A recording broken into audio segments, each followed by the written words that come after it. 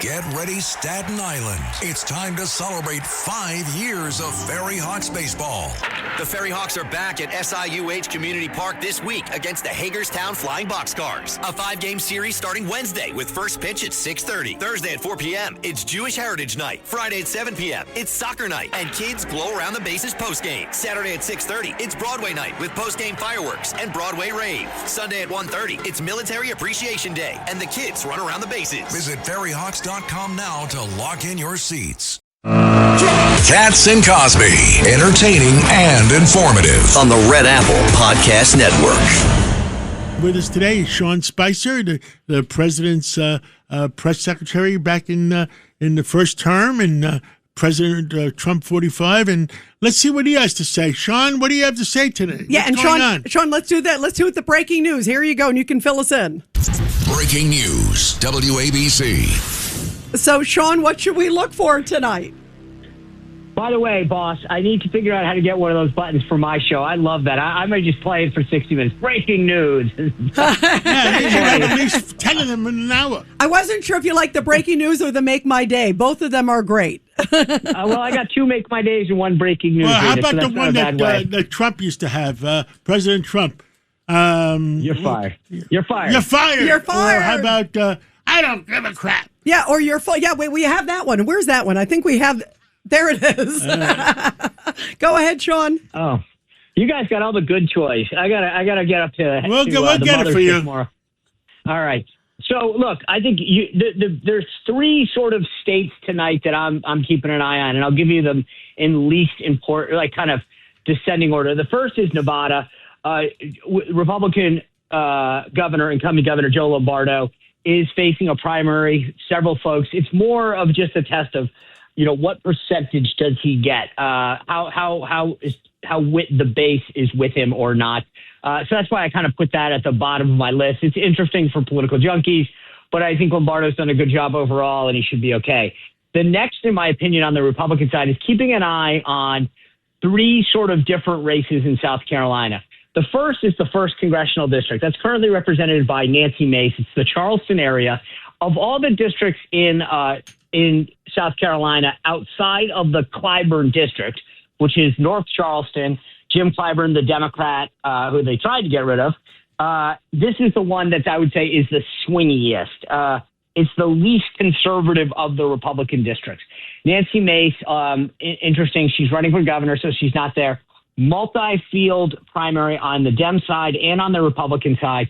Top 2 make it if no one gets to 50. And by the way, I really hate this. I'm a fan of the old days. If you got the most votes, you won. Whatever, there's the primary or the general. These, this whole runoff thing kind of gets to me. But that's a side note. So I keep an eye on that race just because I think it's going to be important for the Republican majority, depending on who the Republicans get and who the Democrats nominate on their side. In the governor's race, as I mentioned, Nancy Mace among those running for the governor's race. So you've got her, Ralph Northam, who is another member of Congress, endorsed. He's a House Freedom Caucus kind of guy, but he got on the bad side of Trump by endorsing Nikki Haley and sticking with her. So the Lieutenant Governor, Pam Yvette, exactly. Nikki Haley, you remember that name. Yeah. And then you've got Pam Yvette. Pam is the Lieutenant Governor. She, to current Governor Henry McMaster, Trump endorsed her last week. This is going to be the real interesting thing. And by the way, the other one that's running is the current Attorney General, multi-term Attorney General Alan Wilson. Now, here's the thing that's going to be interesting on 2 fronts on the governor's race. Number one, does the Trump endorsement really translate for Pam Yvette, the Lieutenant Governor? I've been told by people in South Carolina who are in the know that she's got a mixed bag in terms of support in the MAGA world. So I'll be interested to see what number she gets. I don't think she'll break 50. She'll definitely make the run-up, but is she number 1 or is she number 2? And then the obvious second question is, who gets that second slot? Mace has sort of upset the president on a bunch of issues. Alan Wilson, the son of Joe Wilson, the current Attorney General, has won statewide a bunch. And then Ralph Northam, North Norman. Sean, we got another minute to go, right, so give us the rest of it. Yeah, for let's next go minute. to Maine. The Maine. biggie. I would keep an eye on how much Lindsey Graham does in the Senate, but then the main race. Here's the key thing: Graham Platner. How well does he do in that race? Remember, there are two other Democrats still on the ballot, And this is a real low life, Janet Mills. Platner. Real That's low right. life. So how many people, John, here's the question. How many people go out to vote in the Dem primary but want to send a protest vote that they don't want Platner? I think he definitely wins, but does he win with under 80%? Because if he starts getting into the 70s or, God forbid, the 60s, that says that Democrats don't like him.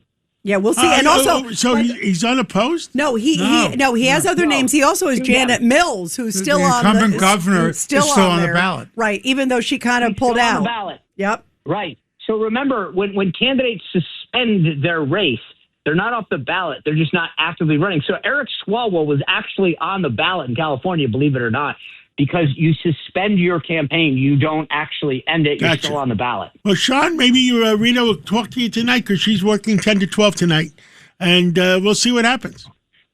All right. Well, Rita, you know the rules. Don't wake me up. Okay. All right, then I won't call you after 7 p.m. That's 7:30 for you, Rita. Thank you. You know what you do? All right, if you're up, text her. Yeah, that's the way to do it. If you're up, text me, okay?